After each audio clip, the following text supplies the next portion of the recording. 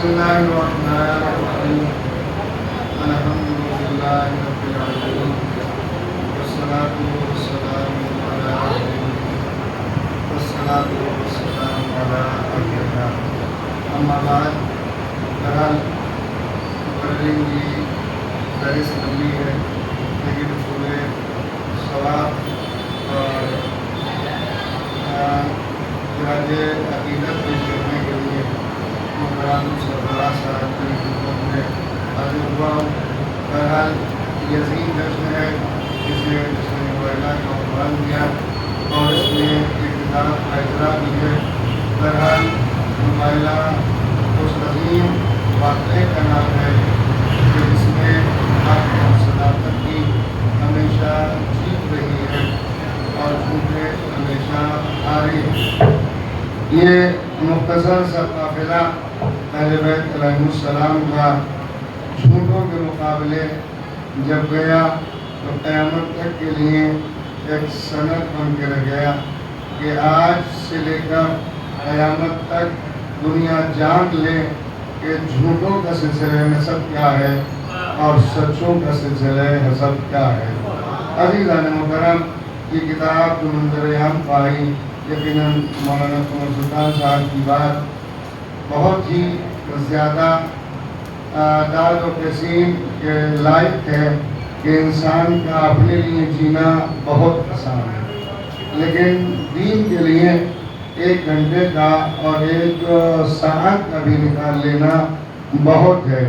اور اسی لیے معصومین علیہ السلام کا ارشاد گرامی بھی ہے، خود امام زمان اجل اللہ تعالیٰ فرجہ شریف کی توقیع بھی ہے کہ تم اپنی زندگی کے لمحات میں چند لمحے ہماری مناجات اور ہماری ملاقات کے لیے معین کر لو اور یہ سوچ کے بیٹھ جاؤ کہ ہم اس وقت اپنے امام سے ملاقات کر رہے ہیں اور ہمارا وجود تمہارے سامنے ہونا اس بات کی دلیل نہیں ہے کہ ہم اور تم بالمشافہہ ملاقات کر رہے ہو۔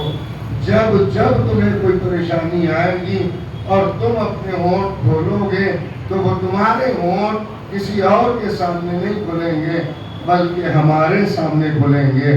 اور یاد رکھو، تمہاری مشکل کشائی دوسرے اپنے اعتبار سے کریں گے لیکن جب ہم مشکل کشائی کریں گے پھر کوئی مشکل تمہارے سامنے مشکل نہ رہے گی۔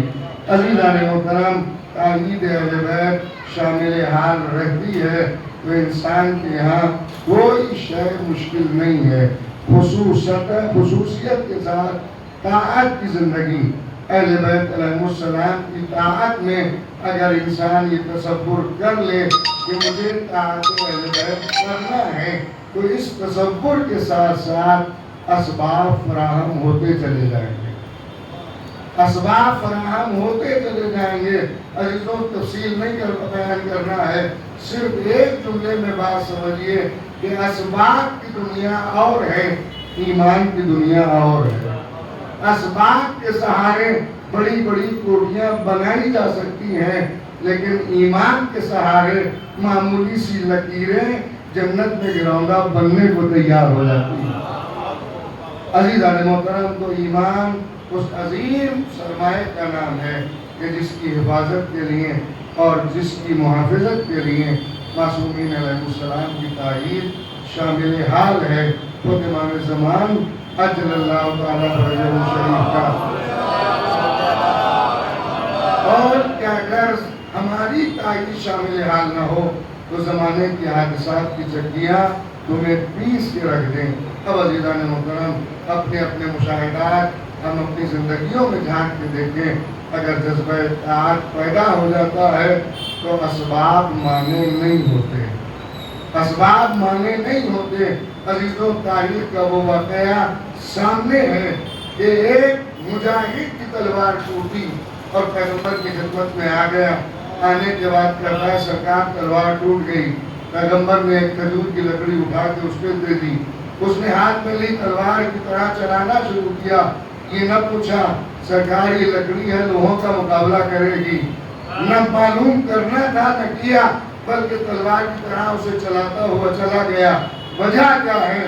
آغاز دی طاعت کی طاقت اسباب کی طاقت سے زیادہ ہے۔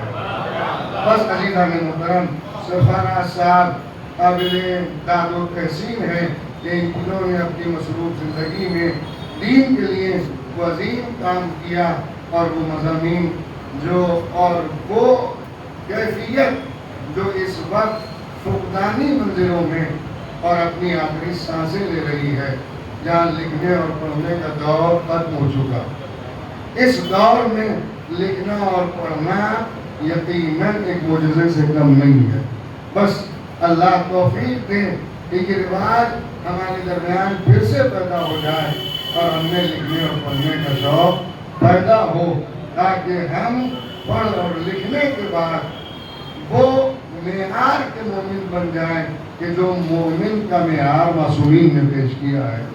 اس انداز کے مسلمان نہ رہ جائیں کہ جیسے ہم دوسروں کو کہتے ہیں کہ پوری حقائق سننے اور سنانے پر موقوف ہے، جن کا تعلق نہ مطالعے سے ہے اور نہ حقیقت سے ہے۔ الحمدللہ ہمارے یہاں کل بھی صاحب مطالعہ تھے، یقیناً یہ زمانہ فقدان کا ہے۔